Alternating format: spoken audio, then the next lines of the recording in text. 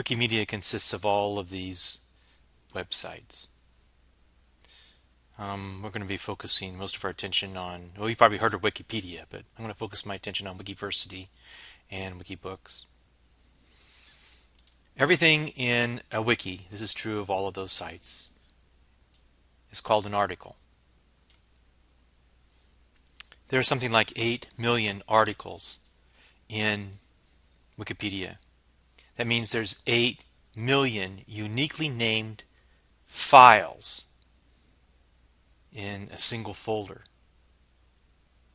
It's important to think of these articles as articles and not files inside of a folder. The slashes up here remind you of files and folders, but that's not quite true. But if you want to make an analogy, think of the 8 million articles as in one folder. Anyone can edit. I can click here and begin editing this file.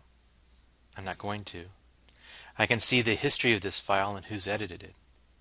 So it looks like there's 1, 2, 3, somebody that didn't identify themselves, and some more. The control point in Wiki is who can delete this article.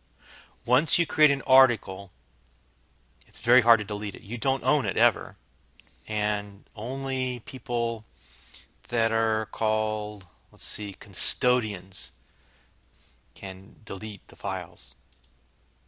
In Wikiversity, at the root is information. Articles refer to information. They don't refer to people, they don't refer to institutions like colleges. If you click here on Howard Community College, you can see that Howard Community College has been tacked on to Escher, the Escher project. This slash right here might make you think that the article Escher all of a sudden turned into a folder name, but it's not. This slash right here means that Howard Community College is an extension of the article Escher. And there could be other community colleges putting their names here and extending the Escher project in their own directions or other four-year institutions. Okay, I want to talk a little bit about user space. Students create their own user IDs inside of Wikiversity, Wikibooks, Wikipedia, all the Wikimedia sites. I don't have to create those user IDs. It's just as easy as Canvas. My user ID is 1S Forster. Now, the minute you see user and then the colon after the word user, you know that this is a separate space. It's not an article space. So it has a different context, and that context serves all the articles. What's different about user space is that I can control deletion in my own user space. I can delete information about myself. It doesn't stay around forever. The second most important space is help space.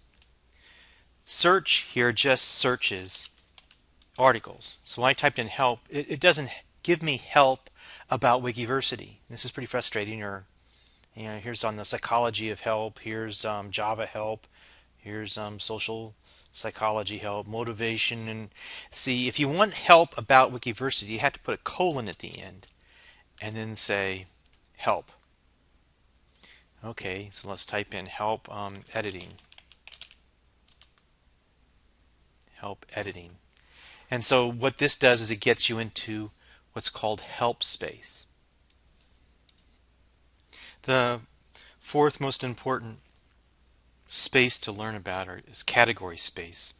All articles can be put in one or more categories.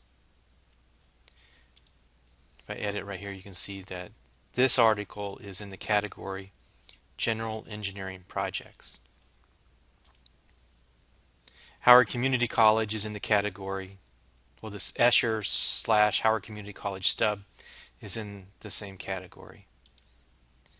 Now this fall stub of the Escher article is in the Howard Community College Fall 2001 category, 2011 category. This project is in which category?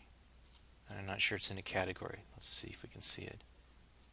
Categories can be anywhere in the page. They're usually at the bottom, but not necessarily. So this isn't in any category. So articles can be in one or more categories. And these categories are what end up building the menuing context. So learning projects is a category, general engineering projects is a category. All text goes into an article. You can't upload a Word document. What you can upload are basically graphics and PDFs. So you go down here to Toolbox, scroll down here and see. I'm going to have to scoot this up so you can see it. And you can click on Upload a File. And when you upload a file, you have to describe its source and describe who owns this file. So what this does is it forces students to think about plagiarism, think about just pure copying things, and it becomes easier to link than it does to upload somebody else's graphic or somebody else's PDF. I wanted to show you wiki markup. This is a person's web page right here. And wiki markup is like HTML used to be in 1994 when it first came out. It's really, really simple. These basically are creating an outline, the table of contents that you saw earlier. This is the equivalent of a link, an anchor hypertext reference link in HTML. This is a bullet point. Video is uploaded to YouTube and you just link to it inside your Wikimedia document. Link looks something like this.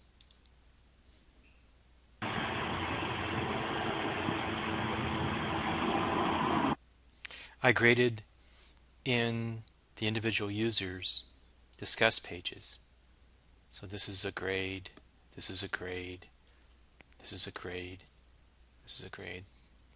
Wikiversity has no grade book, so you still have to use Canvas. And I put some comments in here. Oh, you don't see any here. Oh, right here, it's not clear what you're doing, what Kang's doing, no transparency. The most negative comment the whole semester was this one where Anton really went off on this person. I talked to him, I said, hey, just be positive or just describe the facts. You know, this was expected and this didn't happen. You enforce due dates by using the history. You know, so here's when I graded something. Here's when I graded something. And if they add something afterwards, then I'm going to say, well, you didn't get it in there on time. Hi, Wikiversity has quizzes. These quizzes appear to be associated with Moodle, which is Canvas's competition, but you can see the richness of the quizzes. The problem with the quizzes is they don't create a grade book. They don't create a grading event that you can capture and award a grade based upon it. They're more of a learning tool. So you still have to have something like Canvas to actually administer quizzes.